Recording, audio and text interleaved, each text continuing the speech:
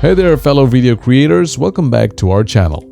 What we will learn today is a basic skill of video editing, adding text to video. We'll walk you through how to add text and make it engaging, all with the help of Edimakor. To get started, open Edimakor on your desktop and create a new project. Import the prepared video to the timeline. First of all, we have three text options: simple text, pre-designed templates for subscriptions or promos, and one interesting option to convert any text you input into animated text. To add text to video, simply pick your preferred style, hit download, and drag it onto the timeline.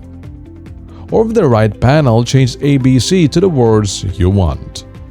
In the timeline, you can drag the text track to wherever you want it to appear.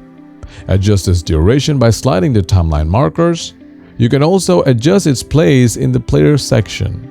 And if you change your mind, it's easy to hide or delete the text. Now let's get creative. Customize your text by, for example, selecting different fonts, adjusting sizes, and playing with colors and backgrounds. To add more flair, how about adding an animation, whether it's entrance, exit, or looping effects? And the last useful feature powered by AI is text-to-speech. Convert the text you add to a human-like AI voice. Just select the voice you like and click on Start Converting.